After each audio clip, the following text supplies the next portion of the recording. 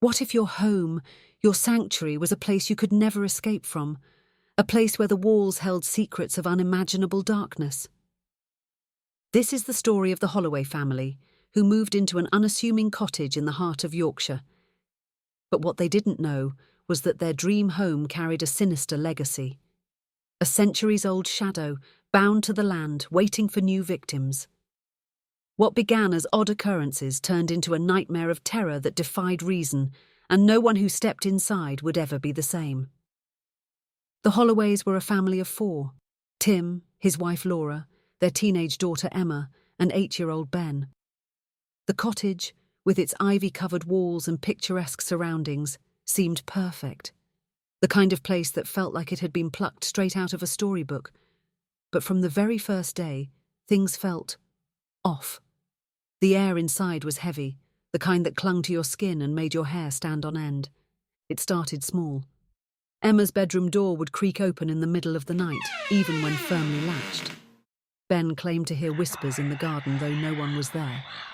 Laura dismissed it as the wind, but Tim couldn't shake the feeling that they weren't alone.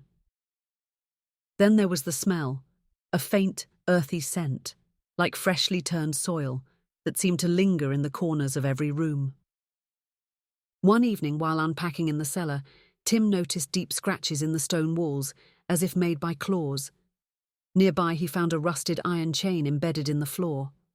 It felt cold to the touch, colder than the damp air around it. When he asked the previous owner about it, the man only muttered, "It's best you leave that alone." The activity escalated quickly. Objects began moving on their own chairs, sliding across the room, lights flickering without cause. Doors that had been shut tight were found wide open. The most chilling moment came when Laura woke up in the middle of the night and saw a dark, hooded figure standing at the foot of Emma's bed. She blinked, and it was gone, leaving only a faint scent of earth and decay. Emma grew increasingly distant, spending hours in her room and speaking in whispers to someone unseen. When Laura confronted her, Emma said, "He's lonely. He just wants us to stay." Desperate for answers, Tim began digging into the property's history. He discovered that the land once belonged to a monastery, and during the Reformation, a monk accused of heresy was executed there. Local legends spoke of a shadow man who lingered, tied to the spot by the violence of his death. Some claimed he protected the land. Others believed he sought revenge on anyone who dared live there. One particularly unnerving evening, Ben came running to his parents, pale and shaking. "There was a man in my room," he cried. Tim and Laura rushed to check, but the room was empty. The only sign that something had been there was the faint imprint of a hand on the frosted windowpane, too large to belong to Ben. The family began hearing footsteps at night, slow, deliberate, and heavy. They would echo down the hallways, growing louder as if approaching their bedrooms. But when they opened the doors, the hall would be empty. The atmosphere in the house grew oppressive, and arguments broke out over the smallest things. It felt as though the house itself was feeding on their fear. One stormy night, the family awoke to a deafening crash. The cellar door had burst open, and from within came an unnatural growl. Armed with a flashlight, Tim descended into the darkness, Laura close behind. The air grew colder with each step, their breath visible in the dim light. In the centre of the cellar, the chain Tim had found earlier now floated mid-air, rattling violently. The scratches on the walls glowed faintly, forming symbols Tim couldn't understand.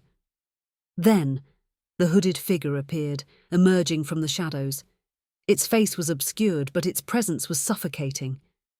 Laura screamed as the figure raised an arm, pointing directly at Tim. The chain snapped, and the entire house shook as if gripped by an earthquake. Tim grabbed Laura, and they fled upstairs to find Emma and Ben. But when they reached Emma's room, they found her standing in front of the mirror, her reflection grinning while her real face remained expressionless. "He's here now," Emma said in a voice that wasn't hers. The figure's presence began to spread beyond the cellar. The walls of the house seemed to pulse, and dark stains appeared on the ceilings. The whispers became louder, almost deafening, as if dozens of voices were trying to be heard at once. Emma's behaviour grew more erratic, her eyes taking on a strange glassy quality. When Laura tried to pull her away from the mirror, Emma screamed, a sound so unnatural it made the windows rattle. The hooded figure's shadow stretched across the room, its hand reaching out to touch Laura's shoulder. She felt an icy grip and collapsed to the floor, gasping for breath. The Holloways left the house that night, abandoning all their belongings. They never returned, but locals say the cottage remains active. Some claim to see a hooded figure in the windows, others hear the faint rattle of chains from the cellar. The Holloways' story serves as a chilling reminder. Some places are bound by darkness, and once you enter, you may never truly leave. The cottage stands silent now, but its legend lives on. Visitors who dare to approach say they feel eyes watching them, and some report finding fresh claw marks on the walls.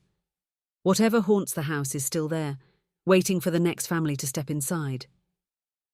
If this story left you breathless, don't forget to like, subscribe, and hit the notification bell for more tales of terror. Have you ever encountered a haunting like this? Share your story in the comments. We'd love to hear it and might feature it in a future video.